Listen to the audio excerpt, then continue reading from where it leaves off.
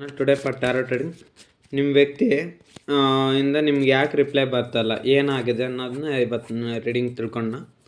ನಿಮ್ಮ ವ್ಯಕ್ತಿಯಿಂದ ಯಾವುದೇ ಥರ ಆ್ಯಕ್ಷನ್ ಇಲ್ಲ, ರಿಪ್ಲೈ ಇಲ್ಲ, ಯಾಕನ್ನೋದನ್ನ ಈ ರೀಡಿಂಗಲ್ಲಿ ತಿಳ್ಕೊಂಡ. ನೋಡುವಂಥ ನನ್ನ ವ್ಯೂವರ್ಸು ಅವ್ರ ಮನಸ್ಸಲ್ಲಿ ಪ್ರೀತಿಸ್ತಾರಂಥ ವ್ಯಕ್ತಿಯಿಂದ ಯಾಕೆ ಆ್ಯಕ್ಷನ್ನು ರಿಪ್ಲೈ ಇಲ್ಲ.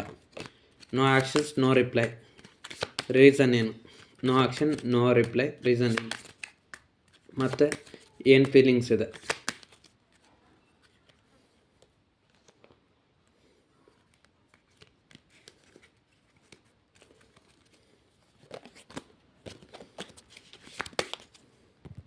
ನಾನು ವ್ಯೂವರ್ಸ್ ಮನಸ್ಸಲ್ಲಿರೋ ವ್ಯಕ್ತಿ ಕಡೆಯಿಂದ ವ್ಯೂವರ್ಸ್ ಕಡೆ ಯಾವುದೇ ರಿಯಾಕ್ಷನ್ ಇಲ್ಲ, ಆ್ಯಕ್ಷನ್ ಇಲ್ಲ, ಯಾಕೆ?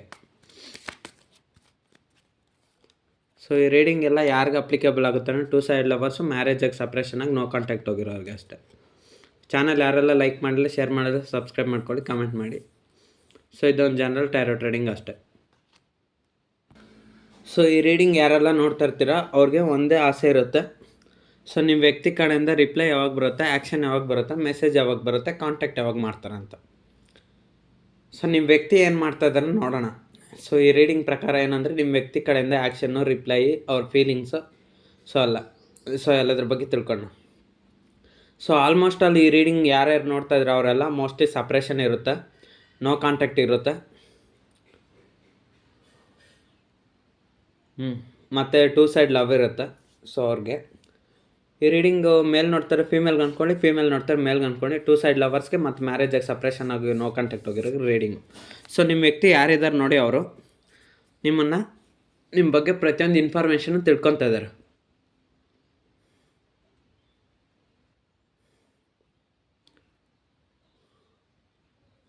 ಪ್ರತಿಯೊಂದು ಇನ್ಫಾರ್ಮೇಷನ್ನ ತಿಳ್ಕೊತಾ ಇದ್ದಾರೆ. ನಿಮ್ಮ ವ್ಯಕ್ತಿನ ಫಸ್ಟ್ ಬರೋ ಡೌಟ್ ಏನು ಗೊತ್ತಾ ನಿಮಗೆ?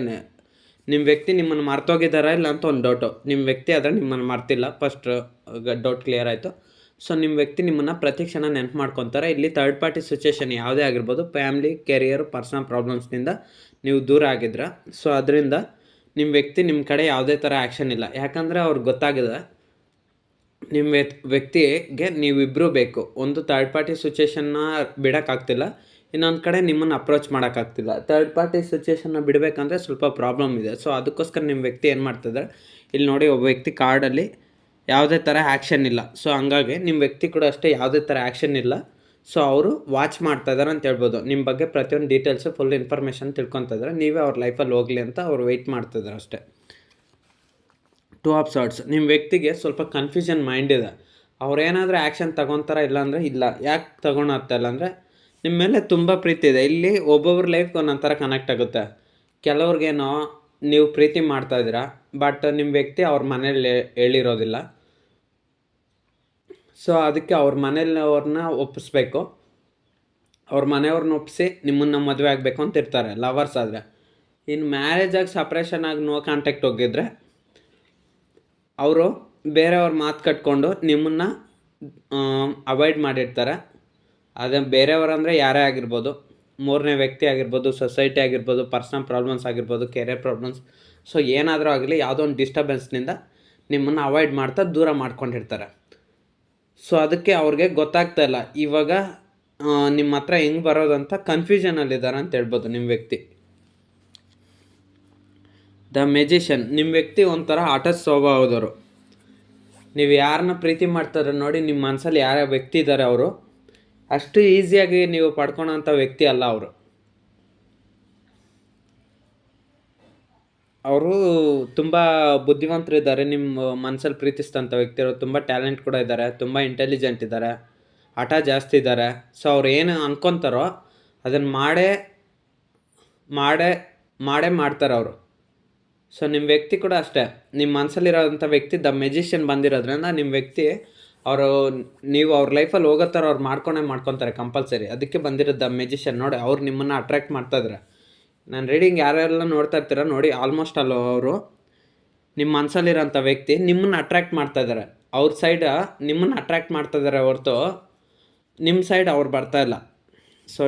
ನೋಡಿ ಇಲ್ಲಿ ಕಾರ್ಡಲ್ಲಿ ಆ ಮೆಜಿಷಿಯನ್ನು ಆ ಗಿಡಗಳ ಮೇಲೆ ಏನೋ ಸ್ವಲ್ಪ ಅಟ್ರ್ಯಾಕ್ಟಿವ್ ಮಾಡ್ತಾಯಿದ್ದಾರೆ. ಸೊ ಹಂಗೆ ಅಷ್ಟೇ ನಿಮ್ಮ ಕಣ್ಮುಚ್ಚಿ ಅಟ್ರ್ಯಾಕ್ಟಿವ್ ಮಾಡ್ತಾಯಿದ್ದಾರೆ ಕಾರ್ಡಲ್ಲಿ ತೋರಿಸಿರೋ ಥರ. ಹಂಗೆ ನಿಮ್ಮ ಮನಸ್ಸಲ್ಲಿರೋಂಥ ವ್ಯಕ್ತಿ ಕೂಡ ಅಷ್ಟೇ.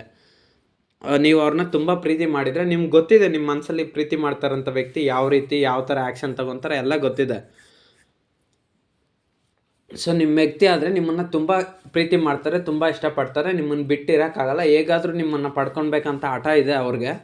ಬಟ್ ಆದರೆ ಒಂದು ಪ್ರಾಬ್ಲಮ್ ಏನು ಗೊತ್ತಾ, ಅವ್ರಿಗೆ ಎಲ್ಲವೂ ಇರಬೇಕು ಅವ್ರ ಹತ್ರ.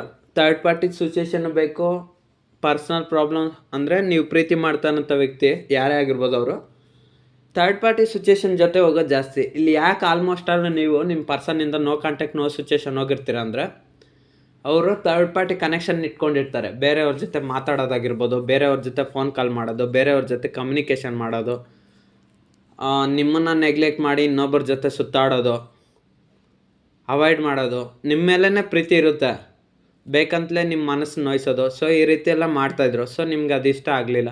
ಸೊ ನೀವು ಅವರಿಂದ ದೂರ ಆದವರೇನೋ ಆದರೆ, ಸೊ ದೂರ ಆದ ಕ್ಷಣದಿಂದ ಅವ್ರಿಗೆ ಅರ್ಥ ಆಗಲಿಲ್ಲ. ಇಲ್ಲಿ 1 ಬಂದಿರೋದ್ರಿಂದ ಸೊ 1 ಮಂತ್ವರೆಗೂ ಅವ್ರಿಗೆ ಅರ್ಥ ಆಗಲಿಲ್ಲ, ಸೈಲೆಂಟಾಗಿ ಇದ್ದೋದ್ರು. ಆಮೇಲೆ 1 ಮಂತ್ ಆದಮೇಲೆ ಗೊತ್ತಾಯ್ತು ಅವ್ರಿಗೆ. ಇಲ್ಲಿ ಕೆಲವ್ರು ಡೇಟ್ ಆಫ್ ಬರ್ತ್ 1 ಇರುತ್ತೆ, ನೋಡ್ಕೊಳ್ಳಿ. 1 ನಂಬರ್ ಇಲ್ಲಾಂದರೆ ನಿಮ್ಗೆ ಇಷ್ಟ ಇರುತ್ತೆ. ಸೊ ನಿಮಗಿಲ್ಲ, ನಿಮ್ಮ ವ್ಯಕ್ತಿಗೆ ಯಾರಿಗೇ ಆಗಿರಲಿ 1 ನಂಬರ್ ನಿಮ್ಮ ಪರ್ಸನ್ದು ಇಲ್ಲ ನಿಮ್ಮದು ಯಾರ್ದೋ ಒಬ್ಬರದು ರಿಲೇಟೆಡ್ ಇರುತ್ತೆ. ಸೊ ನೀವು 1 ತಿಂಗಳಾಗಿರ್ಬೋದು, 1 ತಿಂಗಳವರೆಗೂ ಸೈಲೆಂಟ್ ಆಗಿದ್ರು ಅನಿಸುತ್ತೆ. ನೀವು ಬೇಡ ಅಂತ ಸೈಲೆಂಟ್ ಆಗಿದ್ರು. 1 ತಿಂಗಳಾದ್ಮೇಲೆ ಅವ್ರಿಗೆ ರಿಯಲೈಸ್ ಆಗುತ್ತೆ.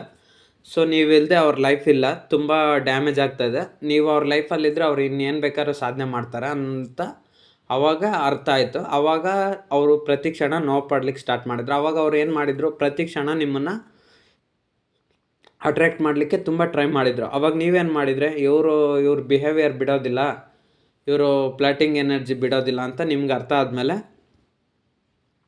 ನೀವು ಅವ್ರನ್ನ ಅವಾಯ್ಡ್ ಮಾಡಿದ್ರಿ. 2 ಸೈಡ್ ಲವರ್ಸ್ ಆದರೆ. ಇನ್ನು ಮ್ಯಾರೇಜಾಗಿ ಸಪ್ರೇಷನಾಗಿ ನೋ ಕಾಂಟ್ಯಾಕ್ಟ್ ಹೋಗಿದ್ರೂ ಅಷ್ಟೇ. ಕೆಲವರು ಪರ್ಸನ್ ಇರ್ತಾರಲ್ಲ, ಇಲ್ಲಿ ಎಲ್ಲರೂ ಅಂತ ಹೇಳ್ತಿಲ್ಲ, ನಿಮ್ಮ ಪರ್ಸನ್ನು ನಿಮ್ಮಿಂದ ದೂರ ಆದ್ರೂ ನಿಮಗೆ ರೆಸ್ಪೆಕ್ಟ್ ಇಲ್ಲ, ನಿಮಗೆ ಬೆಲೆ ಇಲ್ಲ, ನಿಮಗೆ ಪ್ರೀತಿ ಕೊಡ್ತಾಯಿಲ್ಲ. ಆ ಪ್ರೀತಿನ ಬೇರೆಯವ್ರ ಹತ್ರ ತೋರಿಸ್ತಾಯಿದ್ರು. ಅದು ನಿಮ್ಗೆ ಇಷ್ಟ ಆಗಲಿಲ್ಲ. ಸೊ ಅದರಿಂದ ನೀವು ಅವ್ರನ್ನ ಅವಾಯ್ಡ್ ಮಾಡಿದ್ರು ಅಷ್ಟೇ. ಸೊ ಇವಾಗ ಹೇಳ್ತಾ ಇದ್ದಾರೆ ನಿಮ್ಮ ವ್ಯಕ್ತಿ, ಇಲ್ಲ ನೀವು ನನ್ನ ಲೈಫಲ್ಲಿ ಇರಬೇಕು, ಇಲ್ದಿರಿದ್ರೆ ನನ್ನ ಲೈಫ್ ತುಂಬ ಕಷ್ಟ ಆಗುತ್ತೆ. ಸೊ ನೀವೇ ಅವ್ರ ಲೈಫಲ್ಲಿ ಹೇಗಾದರೂ ಹೋಗ್ಲಿ ಅಂತ ಅಟ್ರ್ಯಾಕ್ಟ್ ಮಾಡ್ತಾಯಿದ್ರೆ. 4 ಆಫ್ ಸಾರ್ಟ್ಸ್ ಏನು ಹೇಳುತ್ತಂದರೆ, ನಿಮ್ಮ ಮನಸ್ಸಲ್ಲಿ ಪ್ರೀತಿಸ್ತಾರಂಥ ವ್ಯಕ್ತಿ ನಿಮ್ಮನ್ನು ತುಂಬ ಮಿಸ್ ಮಾಡ್ಕೊತಾ ಇದ್ದಾರೆ. ಇವಾಗ ಅವ್ರಿಗೆ ನಿಮ್ಮ ವ್ಯಾಲ್ಯೂ, ನಿಮ್ಮ ಬೆಲೆ ಏನಂತ ಅರ್ಥ ಆಗಿದೆ. ಸೊ ಅದಕ್ಕೋಸ್ಕರ ನೀವು ಅವ್ರ ಜೀವನದಲ್ಲಿ ಬೇಕು. ಥರ್ಡ್ ಪಾರ್ಟಿ ಸಿಚುವೇಶನ್ ಇರುತ್ತೋ ಬಿಡುತ್ತೋ ಹೋಗುತ್ತೋ ಗೊತ್ತಿಲ್ಲ, ಅದು ಟೆಂಪರರಿ ಅಂತ ಅರ್ಥ ಮಾಡ್ಕೊಂಡಿದ್ದಾರೆ. ನೀವೇ ಅವ್ರ ಲೈಫಲ್ಲಿ ಪರ್ಮನೆಂಟ್ ಅಂತ ಥಿಂಕ್ ಮಾಡ್ತಾಯಿದ್ದಾರೆ. ಸೊ ನಿಮ್ಮನ್ನು ಪ್ರತಿ ಕ್ಷಣ ಮಿಸ್ ಮಾಡ್ತಾಯಿದ್ದಾರೆ. ಸೊ ಆ್ಯಕ್ಷನ್ ಏನಾದರೂ ತಗೊತಾರಂದರೆ, ಆ್ಯಕ್ಷನ್ಗೋಸ್ಕರ ನೀವು ನಿಮ್ಮ ವ್ಯಕ್ತಿಯಿಂದನೇ ಇಲ್ಲಿ ಪ್ರತಿಯೊಬ್ಬರ ಲೈಫು ಒಂದೊಂಥರ ಕನೆಕ್ಟ್ ಇರುತ್ತೆ. ಸೊ ಇದೊಂದು ಜನರಲ್ ಟ್ಯಾರೋ ರೀಡಿಂಗ್ ಆಗಿರೋದ್ರಿಂದ ನಿಮ್ಮ ವ್ಯಕ್ತಿ ಯಾವಾಗ ಆ್ಯಕ್ಷನ್ ತಗೊತಾರಂತ ನಾನು ಹೇಳೋಕ್ಕಾಗಲ್ಲ. ಪರ್ಸ್ನಲ್ ರೀಡಿಂಗಲ್ಲಿ ಬೇಕಾದರೆ ಹೇಳ್ಬೋದು ಯಾವಾಗ ಆ್ಯಕ್ಷನ್ ತಗೊತಾರೆ ಏನು ಅಂತ. ನಿಮ್ಮೊಂದು ಪರ್ಸ್ನಲ್ ಪ್ರಾಬ್ಲಮ್ನ ಕ್ಯಾಚ್ ಮಾಡಿ ಅಂದರೆ ಅರ್ಥ ಮಾಡಿಕೊಂಡು ಹೇಳ್ಬೋದು. ಸೊ ರೀಡಿಂಗ್ ಆಗಿರೋದ್ರಿಂದ ಹೇಳೋಕ್ಕಾಗಲ್ಲ. ನಿಮ್ಮ ವ್ಯಕ್ತಿ ಅವ್ರಿಗೆ ಯಾವಾಗ ಮನ್ಸಿಗೆ ಬರುತ್ತೋ ಅವಾಗ ಆ್ಯಕ್ಷನ್ ತಗೊತಾರೆ. ಯಾಕಂದರೆ ಇಲ್ಲಿ ನೋಡಿ, ದ ಮೆಜಿಷಿಯನ್ ಟ್ಯಾರೋಟ್ ಕಂಡು ಬಂದಿರೋದ್ರಿಂದ ಮೆಜಿಷಿಯನ್ ಆದಂಥವನು ಯಾರ ಮಾತು ಕೇಳೋದಿಲ್ಲ. ಸೊ ಆಟ ಜಾಸ್ತಿ ಇರೋರು ಯಾರ ಮಾತು ಕೇಳೋದಿಲ್ಲ, ಅವ್ರು ಏನು ಅನ್ಕೊತಾರೋ ಅದೇ ಮಾಡ್ತಾರೆ. ಸೊ ಅದಕ್ಕೆ ಅವ್ರು ಏನು ಅಂದ್ಕೊಂಡ್ರು ಅದೇ ಮಾಡಿದರು. ನಿಮ್ಮೊಂದು ನಿಜವಾದ ಪ್ರೀತಿನ ಕಳ್ಕೊಂಡ್ರು, ನೆಗ್ಲೆಕ್ಟ್ ಮಾಡಿದ್ರು. ಇವಾಗ ಅವ್ರಿಗೆ ಅರ್ಥ ಆಗಿದೆ, ಇವಾಗ ನೀವು ಬೇಕು, ಇವಾಗ ಮತ್ತೆ ಮ್ಯಾನಿಫೆಸ್ಟ್ ಮಾಡ್ತಾರೆ. ಅವ್ರ ಥರ ಆಟ ಸ್ವಭಾವ ನಿಮಗಿಲ್ವಲ್ಲ, ಅವ್ರ ಥರನೇ ಆಟ ನೀವು ಮಾಡಿದರೆ, ನನ್ನ ವ್ಯೂವರ್ಸ್ ಯಾರಿದ್ರು ನಿಮ್ಮ ವ್ಯಕ್ತಿ ಮನಸ್ಸಲ್ಲಿ ಪ್ರೀತಿಸ್ತಾರಂಥ ವ್ಯಕ್ತಿ, ಅವ್ರ ಥರ ಆಟ ಸಾಧನೆ ನೀವು ಮಾಡಿದರೆ, ಈಗೋಯಿಸ್ಟಿಕ್ ಎಲ್ಲ ತೋರಿಸಿದ್ರೆ, ಅವ್ರು ನಿಮ್ಮ ಹತ್ರ ಏನೂ ಅಲ್ಲ. ಸೊ ಅದು ಅವ್ರಿಗೆ ಅರ್ಥ ಆಗಿದೆ. ಇವಾಗ ನೀವು ತೋರಿಸ್ತಾ ಇದ್ರಲ್ಲ ಆಟ, ನಿಮ್ಮ ಮನಸ್ಸಲ್ಲಿ ಪ್ರೀತಿಸ್ತಾರಂಥ ವ್ಯಕ್ತಿ ಯಾವುದೇ ಆ್ಯಕ್ಷನ್ ತಗೊತಲ್ಲ, ಯಾವುದೇ ರಿಪ್ಲೈ ಕೊಡ್ತಲ್ಲ, ಯಾವುದೇ ಕಾಂಟ್ಯಾಕ್ಟ್ ಮಾಡ್ತಲ್ಲ, ಏನು ಮಾಡ್ತಲ್ಲ. ಅದಕ್ಕೆ ನೀವು ಸೈಲೆಂಟ್ ಆಗಿಬಿಟ್ಟಿದ್ರ. ಇವಾಗ ಅವ್ರಿಗೆ ಅರ್ಥ ಆಗ್ತಾಯಿದೆ ನಿಮ್ಮೊಂದು ನಿಜವಾದ ಪ್ರೀತಿ ಏನು, ಪ್ರೀತಿ ಅಂದರೆ ಯಾವ ರೀತಿ ಇರುತ್ತೆ. ನಿಮ್ಮ ವ್ಯಕ್ತಿ ಸರಿಯಾಗಿ ಮನಸ್ಸಲ್ಲಿ ಶಾಂತಿ ಇಲ್ಲ, ಅವ್ರಿಗೆ ನೆಮ್ಮದಿ ಇಲ್ಲ. ನೋಡಿ ಇವಾಗ ಅವ್ರಿಗೆ ಅರ್ಥ ಆಗಿದೆ, ರಿಯಲೈಸ್ ಆಗಿದೆ ಅಂತ ಹೇಳ್ಬೋದು. ತುಂಬ ನೋವುಪಟ್ಟಿದ್ದಾರೆ. ಸೊ ಇವಾಗ ಅವ್ರಿಗೆ ಅರ್ಥ ಆಗ್ತದೆ. ನಿಮ್ಮನ್ನು ಹೇಗಾದರೂ ಅಪ್ರೋಚ್ ಮಾಡಿ ನಿಮ್ಮನ್ನು ಪಡ್ಕೊಂಡ್ರೆ ಅವರು, ಸೊ ಅವ್ರ ಲೈಫೆಲ್ಲ ಕಂಪ್ಲೀಟಾಗಿ ಹೀಲ್ ಆಗುತ್ತೆ. ಕೆಲವರಂತೂ ನಿಮ್ಮ ವ್ಯಕ್ತಿ ನಿಮ್ಮನ್ನು ಕಳ್ಕೊಂಡ ಮೇಲಂತೂ, ನಿಮ್ಮನ್ನು ದೂರ ಮಾಡ್ಕೊಂಡ್ಮೇಲಂತೂ ತುಂಬ ನೋವುಪಟ್ಟಿದ್ದಾರೆ. ತುಂಬ ಡಿಪ್ರೆಷನ್ ಅಂತ ಹೇಳೋಕ್ಕಲ್ಲ, ತುಂಬ ಟೆನ್ಷನ್ ಆಗಿದ್ದಾರೆ, ತುಂಬ ಆಲೋಚನೆ ಮಾಡ್ತಾಯಿದ್ರು. ಸೊ ನಿಮ್ಮೊಂದು ನಿಜವಾದ ಪ್ರೀತಿನ ಕಳ್ಕೊಂಡು ತುಂಬ ಮೋಸ ಹೋಗಿದ್ದಾರೆ ಬೇರೆಯವ್ರನಿಂದ. ಸೊ ಅದಕ್ಕೋಸ್ಕರ ನೀವು ಅವ್ರ ಲೈಫಲ್ಲಿ ಹೋದರೆ ಬೆಳಕು ಥರ ಇರುತ್ತೆ, ರಿಯಲೈಸ್ ಆಗ್ತಾಯಿದೆ ಅವ್ರಿಗೆ. Queen of cups. ಇವಾಗ ಎಲ್ಲಿಲ್ದಂಥ ಪ್ರೀತಿ ಬಂದುಬಿಟ್ಟಿದೆ ನಿಮ್ಮ ವ್ಯಕ್ತಿಗೆ. ಯಾಕಂದರೆ ಗೊತ್ತಲ್ವಾ ನಿಮ್ಮ ವ್ಯಕ್ತಿಗೆ ಇವಾಗ ನೀವಂದರೆ ತುಂಬ ಇಷ್ಟ.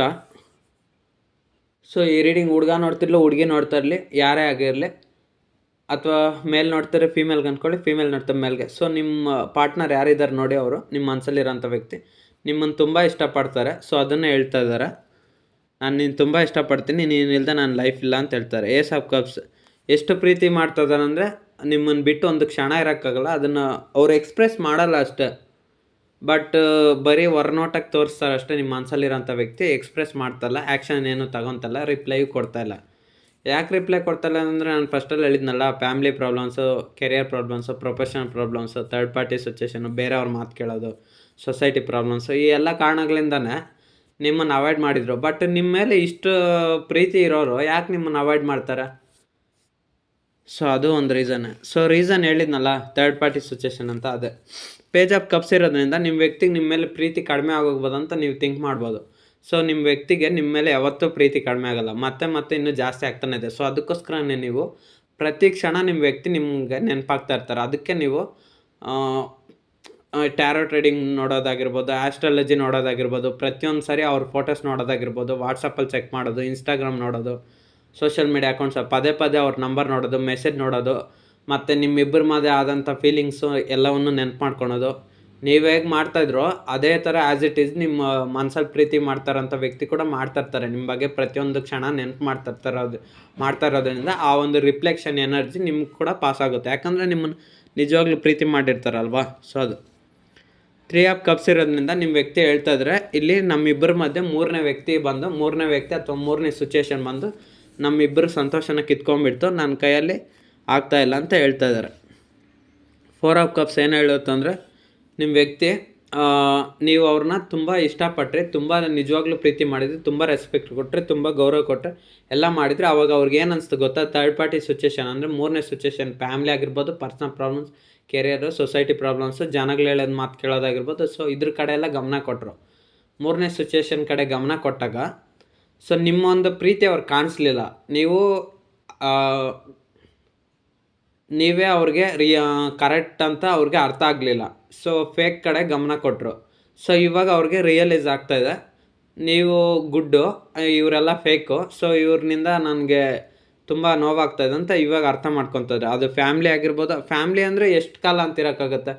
ಒಂದು ಸ್ಟೇಜ್ವರೆಗೂ ಅಷ್ಟೇ. ನಿಜವಾಗ್ಲೂ ಪ್ರೀತಿ ಮಾಡಿದಂಥ ವ್ಯಕ್ತಿನ ಕಳ್ಕೊಂಡ್ಮೇಲೆ ಆ ವ್ಯಕ್ತಿ ಲೈಫ್ ಕೂಡ ಸ್ಕ್ರ್ಯಾಪೇ. ಸೊ ಅಂದರೆ ಅವ್ರು ಚೆನ್ನಾಗಿರ್ಬೋದು ಅಷ್ಟೇ, ದುಡ್ಡಿನಲ್ಲಿ ಚೆನ್ನಾಗಿರ್ಬೋದು ಅಷ್ಟೇ. ಯಾರೇ ಆಗಿರಲಿ ನೋಡಿ, ಪ್ರೀತಿಯಲ್ಲಿ ಮೋಸ ಮಾಡಿದರೆ ದುಡ್ಡಿನಲ್ಲಿ ಚೆನ್ನಾಗಿರ್ಬೋದು ಅಷ್ಟೇ, ಮನಸ್ಸಲ್ಲಿ ಯಾವತ್ತಿಗೂ ನೆಮ್ಮದಿಯಿಂದ ಇರೋಕ್ಕಾಗ ಚಾನ್ಸೇ ಇಲ್ಲ. ನಿಮಗೆ ತೊಂದರೆ ಕೊಟ್ಟು, ನೋವು ಕೊಟ್ಟು, ಕರ್ಮ ಕೊಟ್ಟರೆ ಅವ್ರಿಗೂ ಒಂದಲ್ಲ ಒಂದು ದಿವಸ ಅದು ಕರ್ಮ ತಟ್ಟುತ್ತೆ. ಒಂದಲ್ಲ ಒಂದು ದಿವಸ ಅವ್ರು ಕೂಡ ಅಷ್ಟೇ ನೋವು ಪಡ್ತಾರೆ. ನಿಮ್ಮ ಒಂದು ಪ್ರೀತಿ ನಿರಾಕರಣೆ ಮಾಡಿ ನಿಮ್ಮನ್ನು ಹೇಗೆ ಒಂಟಿ ಮಾಡಿದ್ರೆ ನಿಮ್ಮ ಮನಸ್ಸಲ್ಲಿರೋಂಥ ವ್ಯಕ್ತಿ ಇನ್ನೂ ಆ ರೀತಿ ಮಾಡಿಲ್ಲ, ಒಂದು ವೇಳೆ ಸಪೋಸ್ ಮಾಡಿಬಿಟ್ರೆ, ಸೊ ಅವ್ರು ಕೂಡ ಅಷ್ಟೇ ಕರ್ಮ ಅನುಭವಿಸ್ತಾರೆ. ಸೊ ಅದಕ್ಕೋಸ್ಕರ ನಿಮ್ಮ ವ್ಯಕ್ತಿಗೆ ಇವಾಗ ಅರ್ಥ ಆಗ್ತದೆ, ನಾನು ನಿಮ್ಗೆ ಮೋಸ ಮಾಡಬಾರ್ದಾಯ್ತು. ಮೋಸ ಅಂದರೆ ನಿಮ್ಮ ಪ್ರೀತಿನ ನೆಗ್ಲೆಕ್ಟ್ ಮಾಡಬಾರ್ದು ಅಂತ ಹೇಳ್ತಿದ್ರೆ. ನಿಮ್ಮ ವ್ಯಕ್ತಿ ಯಾರಿದ್ದಾರೆ ನೋಡಿ, ಅವ್ರಿಗೂ ನಿಮಗೂ ತುಂಬ ದೂರ ಅನ್ನೋದಿದೆ. ಅಥವಾ ನಿಮಗೆ ಕೆಲವ್ರಿಗೆ ದೂರ ಇಲ್ದಿರೋ ಇದ್ರೂ ಹತ್ರ ಇದ್ರೂ ಕಾಂಟ್ಯಾಕ್ಟ್ ಇಲ್ಲ, ಜಾಸ್ತಿ ಕಾಂಟ್ಯಾಕ್ಟ್ ಇಲ್ಲ, ಅಂದರೆ ಸಂಪರ್ಕ ಜಾಸ್ತಿ ಇಲ್ಲ, ಮಾತಾಡ್ತಿಲ್ಲ. ಸೊ ಅವ್ರ ಕಡೆಯಿಂದ ಕಮ್ಯುನಿಕೇಷನ್ ಮಾಡಬೇಕಾದ್ರೂ ಅಷ್ಟೇ ನಿಮ್ಮಿಬ್ಬರ ಮಧ್ಯೆ ತುಂಬ ದೂರ ಅಂತರ ಅನ್ನೋದಿದೆ. ಸ್ಟೇಟಸ್ ಡಿಫ್ರೆನ್ಸ್ ಇದೆ, ಕ್ಯಾಸ್ಟ್ ಡಿಫ್ರೆನ್ಸ್ ಇದೆ, ಏಜ್ ಡಿಫ್ರೆನ್ಸ್ ಇದೆ, ಕಲ್ಚರ್ ಡಿಫ್ರೆನ್ಸ್ ಇದೆ, ಫ್ಯಾಮ್ಲಿ ಸ್ಟೇಟಸ್ ಡಿಫ್ರೆನ್ಸ್ ಇದೆ. ಅವರು ಒಂದು ಫ್ಯಾಮ್ಲಿ ಮನುಷ್ಯರೇ ಬೇರೆ, ನಿಮ್ಮೊಂದು ಫ್ಯಾಮ್ಲಿ ಮನುಷ್ಯರು ಆ್ಯಕ್ಟಿವಿಟಿನೇ ಬೇರೆ, ಅಥವಾ ಅವ್ರು ರಿಚ್ಚು, ನೀವು ಮಿಡಲ್ಲು. ಸೊ ತುಂಬ ಡಿಫ್ರೆನ್ಸ್ ಇದೆ ನಿಮ್ಮ ವ್ಯಕ್ತಿಗೂ ನಿಮಗೂ. ಇನ್ನು ಕೆಲವರು ಡೇಟ್ ಆಫ್ ಬರ್ತ್ 7 ಇರುತ್ತೆ ನೋಡಿ, 7 ನಂಬರು ಕೆಲವ್ರಿಗೆ ರಿಲೇಟೆಡ್ ಇರುತ್ತೆ. ಸೊ ಈ ಎಲ್ಲ ಕಾರಣಗಳಿಂದ ನಿಮ್ಮ ವ್ಯಕ್ತಿ ಕೂಡ ಅಷ್ಟೇ ನಿಮ್ಗೆ ಯಾವುದೇ ಥರ ರಿಪ್ಲೈ, ಆನ್ಸರ್ಸ್ ಏನೂ ಮಾಡ್ತಲ್ಲ, ಆ್ಯಕ್ಷನ್ ತಗೊತಲ್ಲ. ನಿಮ್ಮ ವ್ಯಕ್ತಿ ಒಂದೇ ಹೇಳ್ತಾ ಇದ್ದಾರೆ, ಅದು ಟೈಮ್ ಬಂದಾಗ ಆ ವಿಧಿನೇ ನಮ್ಮನ್ನು, ಅಂದರೆ ಟೈಮೇ ನಮ್ಮನ್ನು ಸೇರಿಸುತ್ತೆ ಇಬ್ಬರನ್ನೂ ಅಂತ ನಿಮ್ಮ ವ್ಯಕ್ತಿ ಯಾವುದೇ ಥರ ಆ್ಯಕ್ಷನ್ ತೊಗೊಂಡ್ರೆ ಸೈಲೆಂಟಾಗಿ ಇದ್ದೋಗ್ಬಿಟ್ಟಿದ್ರೆ ಟೈಮ್ ಬರಲಿ ಅಂತ. ಸೊ ಟೈಮ್ ಬಂದಾಗಲೇ ಅಲ್ವಾ ನೀವಿಬ್ಬರು ಒಂದಾಗಿದ್ದು. ಇದು ಲವರ್ಸ್ ಆದರೆ ಇಬ್ಬರು ಒಬ್ರನ್ನೊಬ್ಬರು ಪ್ರೀತಿ ಮಾಡಿದ್ದು, ಇಷ್ಟಪಟ್ಟಿದ್ದು. ಇನ್ನು ಮ್ಯಾರೇಜಾಗಿ ಸಪ್ರೇಷನ್ ಆಗಿ ನೋ ಕಾಂಟ್ಯಾಕ್ಟ್ ಹೋಗಿದ್ರೆ ಅವ್ರು ಕೂಡ ಅಷ್ಟೇ ನಿಮ್ಮೊಂದು ಬ್ಯಾಡ್ ಟೈಮ್ ಎಂಟ್ರಿ ಆದಾಗಲ್ವಾ ನೀವಿಬ್ಬರು ಸಪ್ರೇಷನ್ ಆಗಿದ್ದು. ಸೊ ಅದಕ್ಕೋಸ್ಕರ ಮತ್ತೆ ಗುಡ್ ಟೈಮ್ ಬರುತ್ತೆ, ನಾವಿಬ್ಬರು ಒಂದಾಗ್ತೀರಂತ ನಿಮ್ಮ ವ್ಯಕ್ತಿ ಹೇಳ್ತಾ ಇದ್ದಾರೆ. ಸೊ ಅದಕ್ಕೆ ಅವರು ಟೈಮ್ಗೋಸ್ಕರ ಕಾಯ್ತಾ ಇದ್ದಾರೆ ಅಂತ ಹೇಳ್ಬೋದು. ಅವರು ಅವ್ರ ಕೈಲಾದಷ್ಟು ಪ್ರಯತ್ನ ಮಾಡ್ತಾಯಿದ್ದಾರೆ, ಬಟ್ ಆ ಪ್ರಯತ್ನಗಳೆಲ್ಲ ವಿಫಲ ಆಗ್ತಾಯಿದೆ ಅಷ್ಟೇ. ಥರ್ಡ್ ಪಾರ್ಟಿ ಸಿಚುವೇಷನ್ಗೋಸ್ಕರ ತುಂಬ ರೆಸ್ಪೆಕ್ಟ್ ಕೊಟ್ಟರು, ತುಂಬ ಗೌರವ ಕೊಟ್ಟರು, ನಿಮಗೆ ಕೊಟ್ಟಿದ್ದಕ್ಕಿಂತ ಜಾಸ್ತಿ ಕೊಟ್ಟರು. ಆದರೆ ಆ ಥರ್ಡ್ ಪಾರ್ಟಿ ಸಿಚುವೇಷನ್ನಿಂದ ಅವ್ರಿಗೆ ತುಂಬ ಹೊಡೆತ ಅನ್ನೋದಾಗಿದೆ, ತುಂಬ ಪ್ರಾಬ್ಲಮ್ಸ್ ಅನ್ನೋದಾಗಿದೆ. ನಿಮ್ಮಷ್ಟು ನಿಜವಾಗ್ಲೂ ಪ್ರೀತಿ ಅವ್ರಿಗೆ ಇನ್ನೊಂದು ಕಡೆಯಿಂದ ಸಿಕ್ಕಿಲ್ಲ. ಸೊ ಅದಕ್ಕೆ ನಿಮ್ಮ ವ್ಯಕ್ತಿ ಇವಾಗ ಸದಾಕಾಲ ನಿಮ್ಮನ್ನು ನೆನಪು ಮಾಡ್ಕೊತಿದ್ರೆ, ಅದಕ್ಕೆ ನಿಮಗೆ ಅವ್ರ ಒಂದು ಎನರ್ಜಿ ಟ್ರಿಗರ್ ಆಗ್ತದೆ. ನಿಮ್ಮನ್ನು ಅವ್ರು ತುಂಬ ಇಷ್ಟಪಡ್ತಾ ಇದ್ದಾರೆ, ನಿಮ್ಮನ್ನು ಬಿಟ್ಟು ಬೇರೆ ಯಾರನ್ನೂ ಇಷ್ಟಪಡ್ಲಿಕ್ಕೆ ಚಾನ್ಸೇ ಇಲ್ಲ ಅಂತ ಹೇಳ್ತಾ ಇದ್ದಾರೆ ನಿಮ್ಮ ವ್ಯಕ್ತಿ.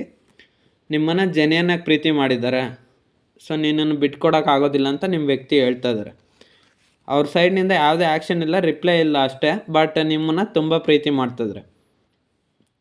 ಸೊ ಅದನ್ನು ಅವರು ಎಕ್ಸ್ಪ್ರೆಸ್ ಮಾಡ್ತಲ್ಲ. ನಿಮ್ಮ ಮನಸ್ಸಲ್ಲಿ ಪ್ರೀತಿ ಮಾಡ್ತಾರಂಥ ವ್ಯಕ್ತಿ ಕೆಲವ್ರಂತ ಇಲ್ಲಿ ಪ್ರಪೋಸ್ ಮಾಡಿರ್ಬೋದು, ಇನ್ನು ಕೆಲವ್ರು ಪ್ರಪೋಸ್ ಮಾಡ್ದೇ ಮನಸ್ಸಲ್ಲಿ ಇಟ್ಕೊಂಡಿದ್ದಾರೆ. ಅದೇ ಹೇಳಿದ್ನಲ್ವ, ಫ್ಯಾಮಿಲಿ ಕಾರಣನೋ, ಪ್ರೊಫೆಷ್ನಲ್ಲೋ, ಕೆರಿಯರ್ ಪ್ರಾಬ್ಲಮ್ಸೋ, ಪರ್ಸ್ನಲ್ ಪ್ರಾಬ್ಲಮ್ಸೋ, ಅಥವಾ ಸ್ಟೇಟಸ್ ಡಿಫ್ರೆನ್ಸೋ, ಫೈನಾನ್ಷಿಯಲ್ ಪ್ರಾಬ್ಲಮ್ಸೋ, ಅಥವಾ ಅವರು ಮಿಡಲ್ ಕ್ಲಾಸು, ನೀವು ರಿಚ್ಚು.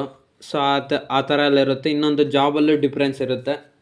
ಸೊ ಅದರಿಂದ ನಿಮ್ಮ ವ್ಯಕ್ತಿ ಹೇಳ್ತಾ ಇಲ್ಲ ಅಷ್ಟೇ ಅವರು ಒಂದು ಪ್ರೀತಿನ. ಸೊ ನಿಮ್ಮ ವ್ಯಕ್ತಿ ಅದೇ ಯೋಚನೆ ಮಾಡ್ತಾಯಿದ್ರೆ, ಥರ್ಡ್ ಪಾರ್ಟಿ ಸಿಚುವೇಷನು ಬೇಕು, ನೀವು ಬೇಕು, ಎಲ್ಲರೂ ಬೇಕು, ಮೆಟೀರಿಯಲಿಸ್ಟಿಕ್ ಲೈಫು ಬೇಕಂತ ಯೋಚನೆ ಮಾಡ್ತಾಯಿದ್ರೆ ಅದು ಸಾಧ್ಯ ಇಲ್ಲ ಅಂತ ನೀವು ಹೇಳ್ತಾಯಿದ್ರ. ಬಟ್ ನಿಮ್ಮ ವ್ಯಕ್ತಿ ಏನು ಮಾಡ್ತಾರೋ ಮುಂದಕ್ಕೆ ನೋಡ್ಬೇಕು ಅಷ್ಟೆ. ಆದಷ್ಟು ಬೇಗ ನಿಮ್ಗೆ ಕಮಿಟ್ಮೆಂಟ್ ಕೊಡಬೇಕು, ನಿಮ್ಮನ್ನು ಮ್ಯಾರೇಜ್ ಆಗಬೇಕಂತ ತುಂಬ ಯೋಚನೆ ಮಾಡ್ತಾಯಿದ್ರೆ, ತುಂಬ ಟ್ರೈ ಮಾಡ್ತಾಯಿದ್ದಾರೆ. ಫೈನಲಾಗಿ ಅವ್ರ ಡಿಸಿಷನ್ ಅಷ್ಟೇ, ಇನ್ನು ನಿಮ್ಮನ್ನು ಮದುವೆ ಆಗಬೇಕು, ಮ್ಯಾರೇಜ್ ಆಗಬೇಕು, ಸೆಪ್ರೇಷನ್ ಸಾಕು, ನೋ ಕಾಂಟ್ಯಾಕ್ಟ್ ಸಿಚುವೇಷನ್ ಸಾಕು, ಎಂಡ್ ಮಾಡಿಬಿಡ್ಬೇಕಂತ ತುಂಬ ಯೋಚನೆ ಮಾಡ್ತಾಯಿದ್ದಾರೆ. ಸೊ ನಿಮ್ಮ ಬಗ್ಗೆ ಪ್ರತಿ ಕ್ಷಣ ಧ್ಯಾನ ಮಾಡ್ತಾಯಿದ್ದಾರೆ, ಪ್ರತಿ ಕ್ಷಣ ನಿಮ್ಮನ್ನು ನೆನಪು ಮಾಡ್ಕೊತಾನೆ ಇದ್ದಾರೆ. ಅವ್ರು ಕೂಡ ಅಷ್ಟೇ ಒಂಟಿಯಾಗಿ ತುಂಬ ಫೀಲ್ ಆಗ್ತಾಯಿದ್ದಾರೆ, ನಿಮ್ಮನ್ನು ಮಿಸ್ ಮಾಡ್ಕೊಂಡು ರಿಗ್ರೆಟ್ ಫೀಲ್ ಆಗ್ತಾಯಿದ್ದಾರೆ. ಸೊ ಏನು ಮಾಡ್ಬೇಕಂತ ಗೊತ್ತಾಗ್ದಿರೋರು ಕನ್ಫ್ಯೂಷನ್ ಸ್ಟೇಟಸಲ್ಲಿದ್ದಾರೆ, ಕನ್ಫ್ಯೂಷನ್ ಆಗಿದ್ದಾರೆ. ಸೊ ನೀವು ಬೇಕಾ, ನಿಮ್ಮನ್ನು ಹೆಂಗೆ ಪಡ್ಕೊಳೋದು ಅಂತ ತುಂಬ ಯೋಚನೆ ಮಾಡಿ ಕನ್ಫ್ಯೂಷನ್ ಆಗಿಬಿಟ್ಟಿದ್ದಾರೆ ನಿಮ್ಮ ವ್ಯಕ್ತಿ. ಸೊ ಏನಿಲ್ಲ, ಸಿಂಪಲ್ ಅವ್ರ ಕಡೆಯಿಂದ ಆ್ಯಕ್ಷನ್ ಬಂದರೆ ನೀವು ಏನಾದರೂ ರಿಪ್ಲೈ ತೊಗೊತೀರ, ಬಟ್ ಅದು ನಿಮ್ಮ ವ್ಯಕ್ತಿಗೆ ಗೊತ್ತಿಲ್ವೇ. ಸೊ ಅದಕ್ಕೆ ನೀವೇ ಅವ್ರ ಲೈಫಲ್ಲಿ ಹೋಗಲಿ ಅಂತ ಮ್ಯಾನಿಫೆಸ್ಟ್ ಮಾಡ್ತಾಯಿದ್ದೀರ, ಅದೊಂದು ಟೆಕ್ನಿಕ್ ಯೂಸ್ ಮಾಡ್ತಾಯಿದ್ದಾರೆ ಅಷ್ಟೇ. ಸೊ ನೀವಿದ್ದರೆ ಅವ್ರ ಲೈಫು ಫುಲ್ಫಿಲ್ಲಾಗಿ ಚೆನ್ನಾಗಿರುತ್ತೆ ಅಂತ ಹೇಳ್ತಾ ಇದ್ದಾರೆ. ನಾನು ವ್ಯೂವರ್ಸ್ಗೆ ಏಂಜಲ್ ಗೈಡೆನ್ಸ್ ಏನು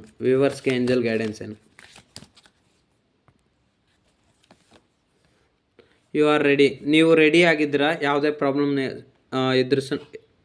ಫೇಸ್ ಮಾಡಲಿಕ್ಕೆ. ಅಂದರೆ ಹೆಲ್ಪ್ಫುಲ್, ನೀವು ಕೆಲವು ಜನರಿಗೆ ಸಹಾಯ ಮಾಡಿ ಅವರು ನಿಮ್ಗೆ ಹೆಲ್ಪ್ ಮಾಡ್ತಾರೆ ಅಂತ ಹೇಳ್ತಾಯಿದ್ದಾರೆ.